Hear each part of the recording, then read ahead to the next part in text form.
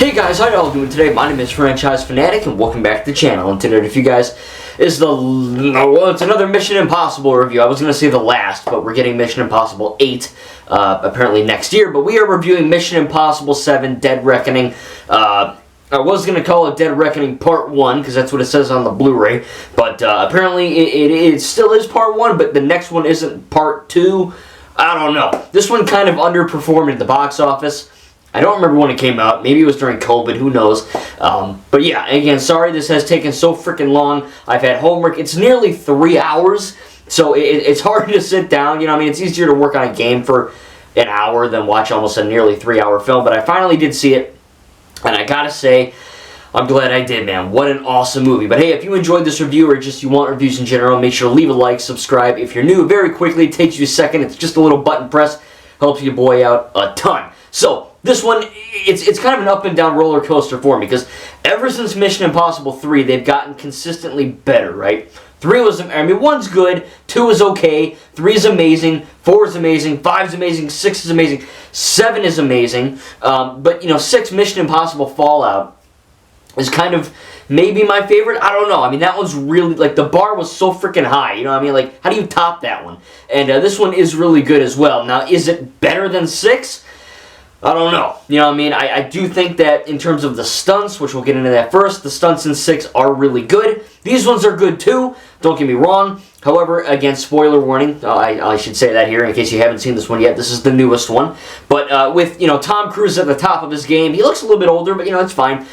He's doing all the crazy shit you'd expect him to do, right? But in this one, he's, you know, the big stunt they kind of marketed this film out with the trailers and the behind-the-scenes stuff is him on the motorbike, you know, driving, and he jumps off the cliff. They actually didn't have him drive off a cliff. They built a ramp, but they CGI in the cliff, and it looks photoreal. You can't even tell. But he jumps off, and he's parachuting, and he actually jumps off a really, really tall cliff, and he actually does pull a parachute. Right? Now look, me and you, I guarantee you and I wouldn't. I mean, we all would if we got paid as much as he is getting paid, but still. What he does is commendable. He's a weird-ass guy, but at the same time, the stuff he does in these movies is freaking crazy. And I gotta be, you know, straight, I gotta be level with you here. I think that him flying a helicopter by himself through the Alps or whatever is a little more dangerous and edge-of-your-seat worthy than just jumping off a cliff, pulling a parachute. I swear to God, he's done that at least 6 other times. These movies aren't necessarily based on their stunts, and, you know, there's the train scene, which is really crazy, because one of my favorite movies of all time, The Lone Ranger from 2013, you know, that end battle scene in that film with the train is like top-tier train action scene, right? It's really, really, really good. And this one is obviously really good as well. Of course, there's guns and a lot more, you know, they're different. But it was cool to see the train stuff, okay? I really enjoyed that. Now, there are a few letbacks with, you know, the CGI, of course, where I think Ethan's kind of hanging in the train car or whatever, and Grace, Haley Atwell's character, is kind of pulling him up. I do believe that is CGI. I doubt they would just dangle Tom. I mean, maybe they would. I don't know. Maybe he's like, oh, yeah, do it. Scientology, whoa! You know, I don't know. Who knows? But maybe I'm wrong. Like I said, I haven't done a lot of behind the scenes. To me, my CGI it did look like a little bit of green screen trickery. Now, that's not a bad thing, okay? They had CGI in Fallout, right? When him and Henry Cavill are kind of freaking parachuting in the storm. It's in there, okay? I'm not going to pretend it's not. But I think, you know, just in terms of the stunt, it is really good. I don't have any complaints, but I do think 6 maybe tops it, at least for me personally. But the story is really crazy. It's kind of a unique take on AI, I guess, with the entity, they kind of call it, like Gabriel being the main human bad guy. I mean, this movie really should be called Mission Impossible Sexy Lady Edition. I mean, you have freaking Haley Atwell Grace, you got Pom Klementov or whatever, Klementov, Paris, I think her name is. Sometimes she wears kabuki makeup, and then you have the White Widow. I don't know I forgot her actual name, but she's played by Vanessa Kirby, who's going to be Invisible Woman in the MCU Fantastic Four. So there's just a ton of hot chicks in this, and that was cool. Other than that, I mean, they're good actors, but, you know, I mean, there you go. But yeah, I do think that it's really cool that we kind of see these new characters, and you know, that's kind of one of the main issues is that it is a sequel to Fallout, and there's a picture of the Prime Minister, or whoever the lady is in Fallout that's kind of working with Henry Cavill. and, you know, obviously all of these movies are consecutively following each other, and that's really cool. But I think that, you know, it is nice to see new characters and new actors. Of course, there are people that return and whatnot. Of course, Kittredge returns, which is one of the main IMF guys in the first film, so that was cool. Again, we get more lore about the IMF team, and just kind of the world building itself is really good. But Gabriel is not my favorite villain. I'm going to be straight up. He's not good. He's not, well, he's not bad. He is bad, but you know what I mean. He's not a poorly written character. I just think that there are better villains in this franchise. But again, that ain't saying he's bad. I do think, though, that the kind of, you know, slip and kind of pulling the rug out from under your feet in terms of the AI thing and the entity, I think that's kind of effing cool. You know, I mean, it's kind of terrifying where this AI thing could just kind of make you believe there's a threat coming and it's not even there, or, you know, they redirect a missile, or I think there's a scene where, you know, Ethan's running to stop whatever, his signature run, and they got his, you know, they got, what's his face, Benji Dunn, you know, over the, you know, comm, and it's just like, it's not, like, it's his voice, but he's not actually saying it. I mean, there's some, I don't want to say horror aspects, but there are some genuinely, like, unnerving things where it's like, oh shit, I can see Siri just saying, you know, I mean, I can see Siri just freaking out. I can see AI in a few years from now genuinely probably effing up and becoming Terminator, right? And that's kind of what they're doing in this, is they're kind of taking that AI aspect and they're kind of weaponizing it, and they're trying to find these, you know, pieces, these key pieces, and see what it unlocks, and the whole mystery of that is, what does this thing unlock? And of course, the beginning has that submarine thing, and I like that aspect of it where it's kind of a mystery, but we kind of know. And I think that, you know, a lot of these movies, obviously, there's like a MacGuffin in each one, right? There's this mysterious thing you gotta find, like Indiana Jones. That ain't a bad thing, it just is what it is. But at the same time, this one I think felt really cool. You know, these little key pieces that kind of, you know, well, you know what I mean. They go together, and the male and the female connect, and baby keys are born. But at the same time, you get that, and it's kind of cool that you're able to see, okay, what you know, what happens with this thing? What's this thing gonna unlock? What's the deal with this whole AI entity thing? And of course, they end on a freaking cliffhanger.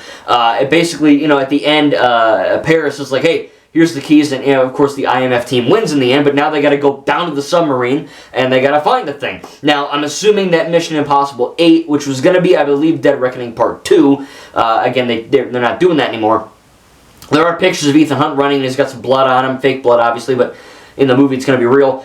And, you know, I don't know what they're going to do. I mean, obviously they're going to continue that, I would assume. I mean, you'd kind of be stupid to do it a completely new plot. You know what I mean? Like, you have the effing keys, and now you got to go to the submarine, you got to figure out what's going on. You know what I mean? So obviously they're going to do that. And it's going to be interesting to see, you know, where this kind of continues. But at the same time, I genuinely enjoyed this movie, man. It's got some really funny moments. I love the scene with Ethan and Grace in the little yellow taxi cab, like this crap car. You know what I mean? And Ethan's trying to figure it out. And I don't know. I thought the whole handcuff thing. There's a lot of really fun scenarios in this where, you know, the MCU sometimes has funny moments that are genuinely funny, and then they have moments that are like kind of, it seems kind of forced, like laugh. You know what I mean? But in this one, a lot of the funny kind of comedic moments aren't necessarily, you know, there's no crazy pause for laughing, or there's no like looking at the camera type, you know what I mean?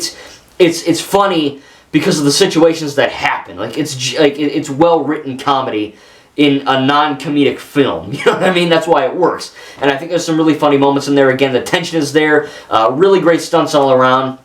I think all the actors are great. There's some really good writing. Of course, nothing woke. I don't think any of the movies are yet. Hopefully the 8th one won't. But, I mean, it's crazy that we've gotten 7 of these. You know what I mean? And it's crazy that I actually watched them all. Finally. And I can say with certainty, man, like, it's really crazy how I missed them. Because they're all really, like, even 1 and 2, all of these movies are worth the watch. And I really think that this is a good franchise, and I'm very glad I got into it. But in terms of Dead Reckoning Part 1, or Dead Reckoning, whatever you want to call it, that's Mission Impossible Dead Reckoning, whatever you want to call it, I think that it's really going to be interesting to see where we go from here, because the setup in this one is really cool. I like the callbacks and the Easter eggs, and the plot's really good funny moments, really great action. I think maybe the best action scene in the whole franchise so far is the bathroom fight from Fallout. I think it's kind of like the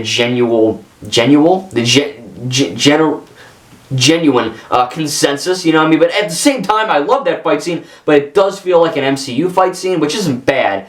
But this one has some good fight scenes as well, which I think kind of maybe go unnoticed. I don't know. There's a really cool fight between Ethan and Paris.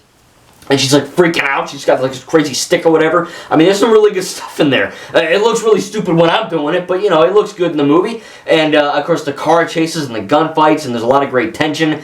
It's just kind of everything you want from, you know, this franchise, kind of elevated to another level. Now, again, personally, I'd have to say my top 3 upon having watched them all would have to be Mission Impossible 6, so Fallout, and then maybe this one.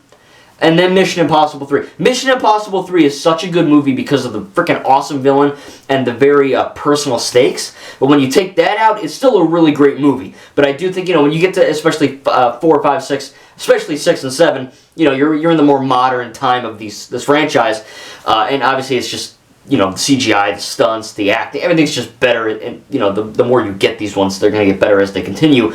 But I did enjoy it. You know, I mean, I thought it was a really good time. And I think there's some good stuff in there, some good action scenes, some really good comedic moments, really good situations that Ethan and Grace and whoever, you know, kind of find themselves in. The train scene is absolutely badass. And there's a whole lot of stuff that goes on in that, which is really, really fun. It's just an entertaining movie. I love how Ethan kind of, you know, as the train's kind of falling, they're kind of, you know, problem-solving their way out. How do we get out of this thing, and what do we have to do? And it's just a very entertaining movie. Of course, you got the masks and all that, so there's a lot of guessing and, oh, shit moments, you know what I mean, which is pretty cool. And I genuinely enjoyed watching it. Again, it's a very long film. I think it's the longest one yet.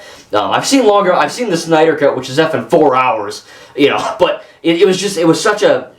You know, I had such a hard time trying to find time to watch this freaking movie with all the schoolwork and all the life stuff, but I finally, obviously I watched it, as you can tell, since I'm reviewing it, but I also am really glad I did watch, because, man, what an awesome movie. What a great franchise, though, you know what I mean? Like, I love Kingsman, but, again, I haven't seen any of the James Bond films, but Mission Impossible, man, it really is, all 7 of these, really freaking good. I don't want to say it's like the best franchise ever, or like top 3, but it's good. Like, I can't wait to rewatch them, man. They're very rewatchable action movies, and I think they're a whole lot of fun, and I can't wait to see what they do with Mission Impossible 8, whatever it's going to be called.